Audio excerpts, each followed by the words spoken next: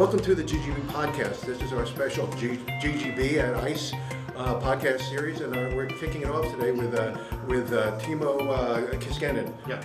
Because he is the CEO of Fennica Gaming out of Finland, and Timo, we tried to do this at G2E and we just didn't work out. So I'm really glad that you could be the first one in our studio today to kick it off. I'm so excited to be here. Great. Thanks well, a lot. I'm really glad we can do this. So, Yeah. so why don't you give us a little background on Fennica Gaming, how it started, its history, and where you think you're going right now. Yeah. Actually, our heritage is coming from Finland. Okay. And a company called Veikkaus. Mm-hmm. So basically, Veikkaus is the company having B2C operation in Finland, running casino games, lotteries, sports betting, so total portfolio, like we are calling that in Finland. And we noticed actually 5 years ago, or something like that, that hey, we are having quite a nice knowledgement. Sure. Business knowledgement, Yep. how to engage the customers and the players, how to create the games. And then we noticed that, okay, we are having game IPs, we are having game studios, we are having studios which are working with us, and then we decided that maybe we can make some kind of new approach for the Veikkaus company, and looking for international businesses. Right. And we make hard work for that because, of course, it took a while to make some changes to the legislation of Finnish market. Sure. And after some years, we had the permission to make B2B operation outside Finland. And here we are. So that was the starting point of Fennica Gaming. So this is daughter company of Veikkaus.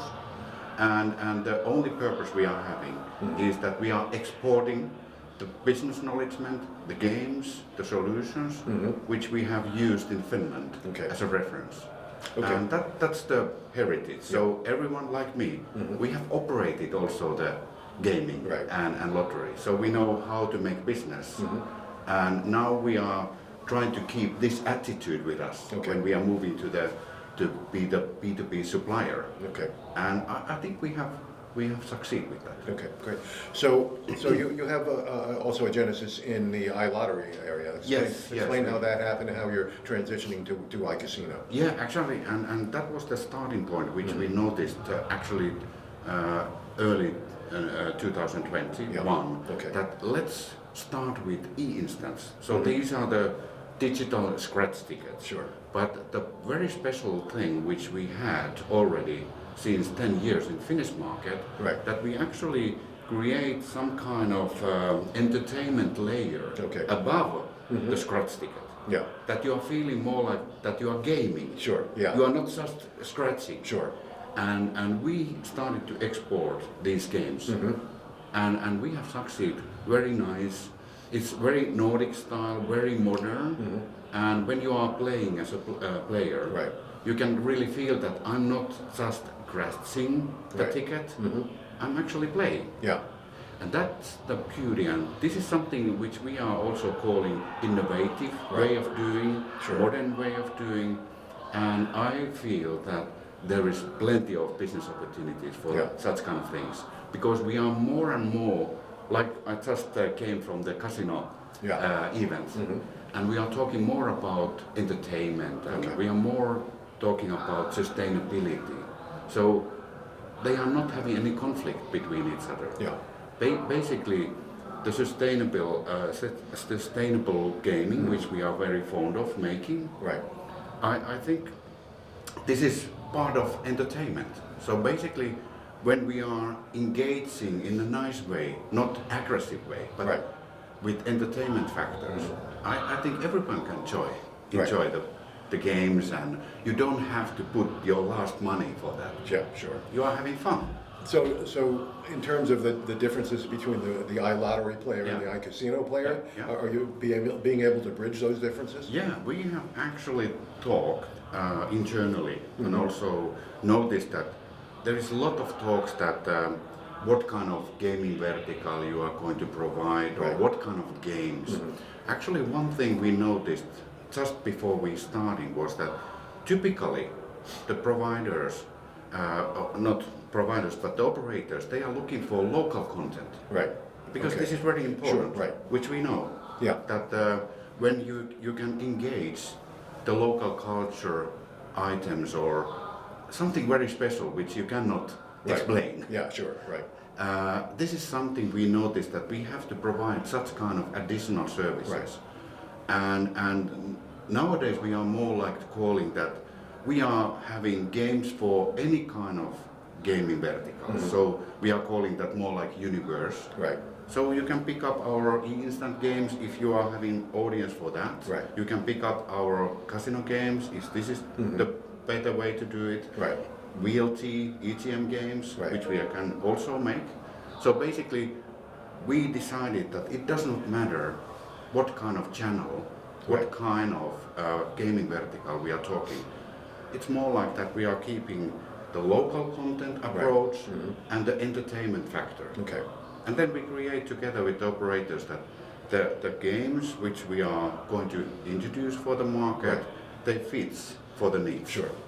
So what is your market position now? Are you really just looking at the Nordic states right now, the Norway, Sweden, of course, Finland? Yeah, actually with eInstant, the lottery side, we are operating in 3 continents, in US, in LATAM, and in Europe. Wow. So 15 countries we are operating at the moment, and we started 22. Yeah. So not so far. Yeah. And so we are growing very fast, which also make a signal that there is something which we have made right. Right, yeah. And actually now when we are moving to the iCasino, iGaming, which we know that is totally different story. Sure, right. We are starting in the Nordic area, in Europe, but we are very fond of offering these also for other markets. Right. And the only thing which we have decided that we are not making any business in grey or black market operators. Yeah. We really want to be clean. We don't no want bad bets. Yeah, like we are saying. Yeah. So you talk about local knowledge. Obviously, you have that in the Nordic countries. But how do you acquire that kind of knowledge in some of these other countries where you may not really understand what's going on there? Yeah, actually, there is when we are having also the operator background. Of course, we know the operators abroad. Right. We are having good connection for the key stakeholders, if I make it like that. Right. We have also trained ourselves during the decades that we know about the cultural features. Of course, not all of them. Sure. But we understand how important is the connection with customer and us. So we can talk and understand that what kind of cultural features are there. Right. And then we actually, our game specialists are talking with customer specialists and we are looking for that, what do we have in our portfolio, what we could do, or should we tailor a little bit this portfolio game for your purpose. Sure. And I think this kind of professional service, if I make it like that, Right. I think there is a great value at the moment and in the future. Because we have to offer something special which fits the local needs. Sure, right. Not only portfolio for everyone. Right. Okay, great. Yeah. So you showed me this gaming universe, which is your portfolio of games here, and it looks like you've really got a lot of bases covered here. Yeah, so, that's right. So explain what happened here. How did you form this, and how are you going to sell it? Actually, the way we are operating and selling, basically we are operating the games in cloud. Of course, this is the modern way of doing. Right, sure. Of course, the EGM games must be implemented to cabinet, but the digital ones are running in the cloud. And the way we are working actually is that when we are talking with the operator or prospect or good opportunity to provide games. Right. We are introducing, of course, the game portfolio. Yeah. We are asking and talking that what kind of needs do you have, and actually, it's quite often nowadays actually that the ones which are operating with us, they are telling actually the story for the colleagues. Right. So the colleagues are coming to us, asking that, hey, what kind of games do you have? I'm interested in. Right. So I think this is the very best opportunity, but I think the one thing we try to be careful is that when we are having the customership, we are trustworthy. We can really, when we promise something, we are also making that. So there is no question about if the delivery day is today, we are going to make it. Right. and our operation is a very high quality one, very modern. So there is no hiccups at the moment. Okay. And I have to say that when we are having also the game specialists, which has actually developed the games earlier. Right. So this is a very important factor when we are making business with the customers. They can test our games like in demo site. They can actually localize the games they would like to choose in our website. So we also try to automate the working processes in such a way that we are not wasting operators' time or us. Sure. Right. Make it, how would I say, in a modern way. Right. But this is the way we have found out, and it works very fine. Well, developing games is a really complicated issue. Obviously, you want to have great graphics, you want to have sound, you want to have the math on top of everything, That's right? This is the one. So when you have a customer come to you and basically you're customizing a game for them. Yeah, we can do that. So you know, how does that work, and you know, how do they respond to the way you want to build their games? Actually, of course, this is sometimes quite deep discussion we are having, but basically the idea has been that our games, as a principle, they are designed without the most attractive features. So, because the heritage we are having always in our mind the sustainability. So we are not using all the tricks, which we know both, how we can really attract. And we have decided that we are not using them. We trust more on the entertainment factor, the game flow, how the story is moving forward, and also, of course, we are having the features which are needed. But I have to say that when we are talking about the math, which is of course the key thing, I think it fits quite well for several markets. But I have to say that of course there is differences how RTP level, which kind of levels you can use, what is the typical level of that, and so we have to sophisticate these ones, and of course the price points and things like that. But the games has designed in such a way, I think everyone is doing that nowadays, that they are so modular that it's more like configuration issue. The basic things. And then if some customer is willing to have, oh, this is not a nice character for me, then we can also talk that, okay, let's take it off and make something else. And then we are still keeping the mechanics and maths and things like that. Great. Let's talk about the market in Finland. That's right. I really got broken into the market in Finland by Heikki Rintala when he was running the Ray Casino. He ran it for 12 years, I believe, and I think he actually ran the Finnish Monopoly for a couple of years before he got out of gaming. But so you know, it was basically land-based early on. But when did it transition to online gaming, and how did your company play a role in that? And now you are meaning also the history. Yes.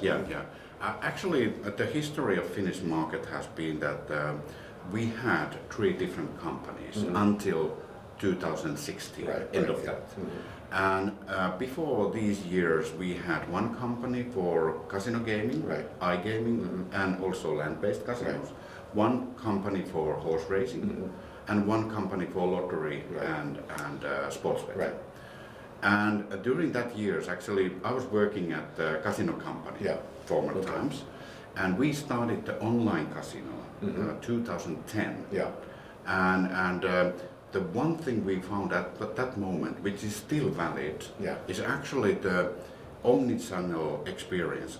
So together, offline and online, when you can establish the same game performance and game experience. It's very effective. And I just heard when there was a talk about the casino future, and one sentence of the guidance was that there is a great opportunity to make growth with online. And the power of land-based is that they can combine the offering, which I fully agree, because we have such kind of experiences almost 15 years. And it's very strong still. Which means that one I think at that moment when we noticed this, the second one which has noticed in Finnish market is also the local content. Right. Because we are not running any monopoly in this world. Everyone knows that you can visit websites around the globe and you can find the Finnish language pages and the games. So how can you compete with such kind of gray or black market operators, if we are calling them like that? Right. And the key message which we have noticed and learning is that local content and the omni-channel experience, so land-based and online. Right, okay. Yeah. Because these are the features which everyone cannot have. Right. And this is very strong combination. And at one point, it was a monopoly in Finland, correct? Yeah, the at the government moment. ran everything. Is that still the case? This is still the case, but the new legislation, which is actually under construction now, moving to 27, it's going to be established. We are opening part of the market. Okay. And it means that the sports betting and also horse racing and also online casino, they are going to be in a licensed market. Okay. And everyone knows that there is a big, how would I say, need to open. Right. And the rest of the market, lottery and land-based casinos, they are going to run monopoly still. Okay. And this kind of legislation is now on the process. And our understanding that the new legislation will be established in full production, if I call it like that. Yes. It means that the start of 27. Yeah, great. Yeah. So there's a lot of game studios out there. That's right. Why should an operator choose Fennica Gaming to build them games? Yeah. Actually, the one we have understood and we are very proud of that is that some way during the past decades, when we have created the games which we are now having and running with a very good success, we have had to concentrate on the game flow. Yeah. Because the regulation has been so tight that we cannot have any bonusing. We are not having any such kind of elements which are very easy to adapt and engage. So we have to make it different way. And the characters, the game flow, and the high quality graphics, and also the trustworthy of operation and reliable operations. It has meant that people are trust on us. Okay. And it means also now when we are exporting the knowledge with the business knowledge, I think the operators which we are working with, they also understood that we have the same language. Yeah. We know what they are aiming to do, and we try to help them. Okay. And I think this is the experience of mine that it has been a very important factor in our journey. Right. Okay. Yeah. One last question: Where would you like Fennica Gaming to be in 5 years? Actually, we are looking for, of course, big dream. Yes, of course. We have to have big dream, and actually we are looking for that. We could also provide more gaming verticals, if I make it like that. So more iLottery style of games, more iGaming style of games, maybe some sports betting in the future, not very soon, but later. And then actually one thing we are really looking for is actually, could we help some way the operators with the data, with AI, how would I say, optimize and personalize the offering to the player. Right. Because this is something also which we have practiced at mother company, I think 10 years already. So we are using such kind of tools because, like I said, there is a lot of limitations what we can do and offer.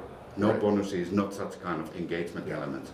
So we try to make, if I call it like hyper-personalized experience to that. So when you open your mobile, you really have your style. Right. And things like that. So the data and AI is something we are looking for next. Okay, great. Well, Timo, thanks for joining us. It's great to be able to kick off ICE here with you. The GGB ICE series podcast. It's great to have you here, and good luck for the rest of the show. Thanks a lot. It's a pleasure to be. Great. To read more about the topic presented in this week's podcast, visit ggbmagazine.com. To subscribe to GGB's executive summary, go to ggbnews.com and sign up. Don't miss any edition of the GGB podcast. Subscribe on Spotify, Amazon, or Apple Podcasts today. So we'll see you next time on the GGB podcast.